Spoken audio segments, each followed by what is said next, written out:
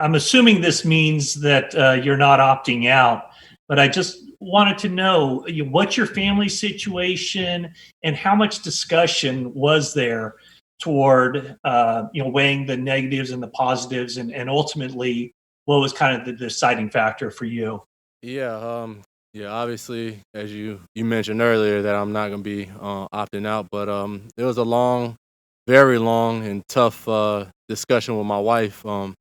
Right now, our current situation, she's back in Cleveland, um, with the family, with my 13-month-old son, um, as well as we're expecting our second child. So, in at the end of September. So, the discussions we've had, man, have been long and extensive.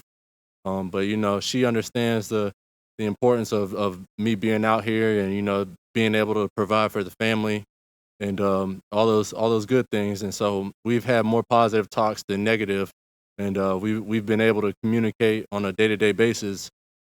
Just to understand each other's feelings and to make sure she's at ease, especially during a time like this with the uncertainty of COVID, as well as having the birth of our second boy. So it's been a blessing that we've both been on the same page. We've both had nights where we've cried on each other and just talked about, especially before I left. Just talking about how we're gonna manage this whole deal. And I told her flat out, hey, look, I don't want you guys to even come to Cali because I don't want you to be infected. I don't want my 1 year old to be infected as well. As the new addition to our family. So we were able to work it out, and I'm here. So she understands, and like I said, it's truly a blessing.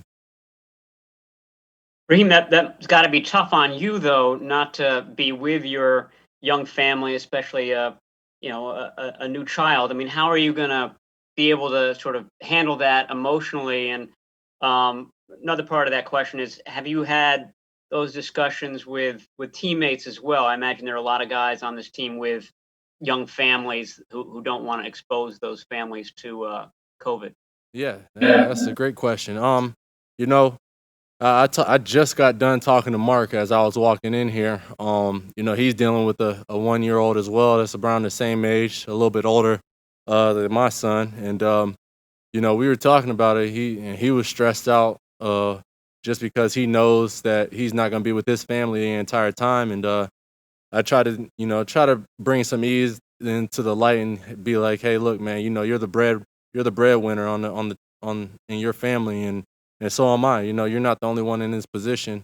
But we just got to make sure that we just keep each other accountable and keep the guys in the locker room accountable, so that way we can actually go home at the end of this thing, COVID free, and be safe, and to have to make up those lost times that we've been away from our families, which is tough to think about at the moment. But in the grand scheme of things, it will all pay off, and it's gonna be a blessing, one way or the other. We gotta do our part, do our due diligence, and um, make sure that we're a okay. Hi, Raheem. Grant Cohn, Sports Illustrated. First of all, congratulations on your raise. Second of all, was there ever a point you thought you wouldn't be able to work it out with the 49ers this offseason? I appreciate you, Grant. Thank you so much. And then yeah, you know, it was long and difficulties, but in the end, we were able to sit down and have communication, and it's a blessing to be here. It's one of those things where I knew that it was gonna be right, regardless of how it played out, but I knew that at the end it was gonna be all right, and I was still gonna be a Niner no matter what.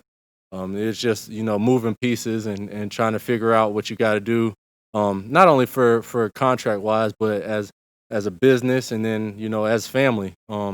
It helps a lot when everybody's on the same page, and um, this is a family, and we all understand that. As you can see, like what we've been through these past 3 4 years with the organization, going 6-10, and then the following year 4-12. So it just tells you, and then Super Bowl run last year just tells you that this is a family based organization, and they really pride themselves. We all really pride ourselves on being family, and what family doesn't have, those problems? Like, I argue with my little brother, it's one of those things where, hey, look, I argue with him, but I also love him at the same time. That's what's going on here. So we eventually got it fixed, and like I said, it's a blessing, and I'm glad to be here.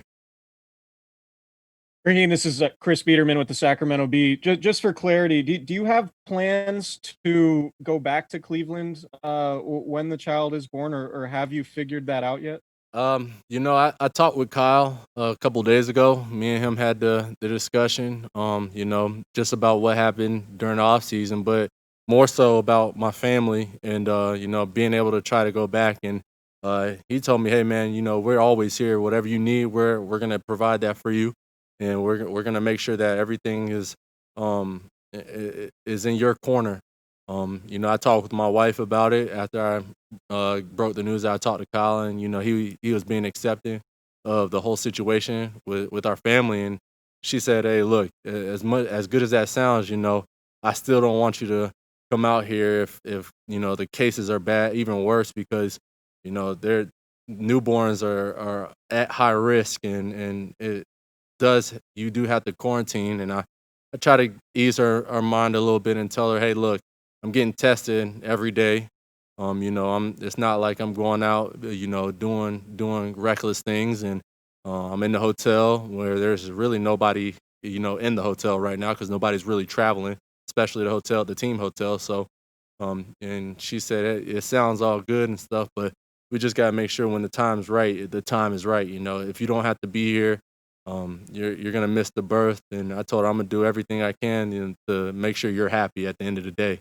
And if she doesn't want me to be there, that's fine. But like I said, it's all about communication, and we're definitely on the same page with everything. So. Hey, Raheem, you mentioned doing reckless things, which now constitutes going to a place where there's a big crowd. I'm sure coaches and others have addressed it with you guys, but do you just among yourselves or the veterans to some of the younger guys, stress, what you're supposed to be doing when you're outside the facility, to keep everyone safe? Oh yeah. I mean, if you come into this building and you go through the protocol, every morning waking up at 6:37 and meetings are at 9, and you have to make time to go, get your COVID testing and check in, and get your temperature checked. It should be an eye opener in itself, just to have that feeling. So I think guys are taking it. I know at least here they're taking it way more serious than what you've read about other teams. I don't want to bring up who's gotten on the list as far as our team, but I think it was an eye opener just having like Richie and Jeff be on that list, and now they're taking it as serious as they possibly can because they know that it can affect everyone in the building. And this is not a bubble, and that's what Kyle emphasized. COVID can come through this at any time. But we all got to do our part, and we are definitely doing that. Being 6 feet, wearing these monitors and stuff like that. When it blinks red, that you're within 6 feet of each other. So, sanitize everything. Every guy takes it serious, and I don't think there's anyone that's above what we've done, because we adapt. And I know what Sherm said. Whoever adapts better is ultimately going to win that trophy. And that's the case for our team. We feel like we're adapting, we're at the top of the food chain, and we're definitely hitting those marks as far as this COVID stuff and the protocols and all the testing. So, Raheem, you mentioned in the spring that you were kind of preparing your body for maybe a bigger workload. How much did that expectation factor into trying to get more compensation from the franchise? And what are your expectations for this year in terms of your role? That's a great question. So back when I was talking about getting more bulky, I didn't mean as far as being 220 and having a whole lot of weight on me. It was more so, being bulky as far as my muscle, having more muscle mass, and having more endurance and all those type of things. So that way I'm able to get 20 something carries, a game.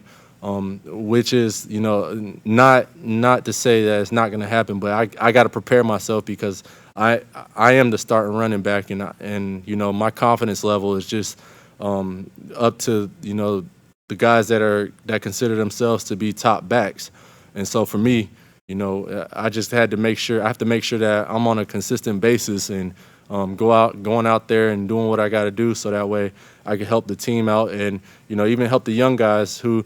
Especially the guys that won't be having film because of preseason and stuff like that, and just showing them, hey, look, I was an undrafted guy, and my situation's a little bit different than yours, but take it for what it is, and at the moment, just capitalize and put good stuff on film because you never know who's really watching. It could be somebody that was, just an assistant who turns out to be an offensive coordinator 3 years down the road, and you made a good impression by speaking to him. That's what I told Savon, one of the young running backs, and he was like, yeah, man, that's totally right. You never know who's watching. You never know who's really going to have that big break, in their career, and that'll be just your opportunity to capitalize in the league and go from there. So for every rookie, I just, especially undrafted, I have a feel for them and I understand their situation. It's a little bit difficult, but at the same time, don't ever burn bridges because at the end of the day, those bridges can definitely lead you into a brighter future and success. Hey, Raheem, it's Jennifer Lee Chan. Hey. Hi. Congrats, you proved your ability as a running back last season. Looking at that, what do you want to prove this season and going forward? I mean, you got the new contract. Now what do you have left to prove? Yeah, I mean, I just want to go out there and be dominant. When I step out onto that field, I want everybody to say that's a bad mofo. He's somebody that we can't take lightly. I want to put fear in other teams' eyes, and that's my mindset. Even when I'm playing gunner, I just want people to know I'm the best special teams player to ever play this game, and that's the mindset that I'm gonna have at running back. I want them to know that I'm the best running back to ever play this game, even though it doesn't show as far as like my career wise, but I don't necessarily care about that. I always tell myself once I get that opportunity, I'm never gonna look back, and that's what I got to hold myself up to, that type of standard, especially with the guys that are in this group. You got Tevin, Jet coming back, even Juice and the young guys and Jeff Wilson. So, I just hold myself high to a high standard, and the guys will follow. And it's going to be a great time, and I can't wait. Hey, Raheem, it's David Lombardi. You guys have some receivers coming back or guys that you drafted who are particularly big. You think of Jalen Hurd and Jawan Jennings. I know you guys haven't done any on the field contact stuff yet, but as a running back, when you think of bodies that big blocking, especially in this scheme, I know you guys try to stretch it out to the outside a lot. How can that potentially help? Do you feel that you guys can take the next step as a running game with such big bodies blocking on the outside? Oh yeah, it's always nice to have big bodies out there blocking for you. It's just more guys to be covered up. They can go out there and actually block linebackers more so, and get free safeties and strong safeties, and I just feel like, especially like a type of receiver like Jalen, he's going to go out there and he's going to put his all, especially what I've seen these past couple years when he's been healthy, going out there and trying to decleat somebody. That's inspiring in itself as a running back, because that he's going to do his job to the best of his ability, and he's going to put his body out there on the line. Why not do the same as a runner? So I mean, it's nice to see those guys out there and coming back, especially Jalen, because he is a bigger receiver and he's more physical. He's one of probably the most physical receiver I've seen, tape wise, and even going out there and practicing. So it's nice to see him back. Hey, Raheem. What's going on?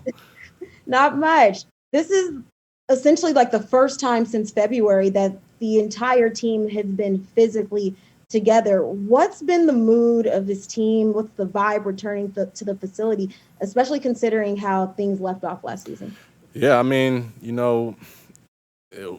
these past couple months, man, just being by myself, quarantine and not being around the guys and FaceTiming and video chats like what we're doing now, it does take a little bit of a toll, mentally. But being back with the guys definitely brings that type of energy that you left off from last year. I think I know all the guys in this building.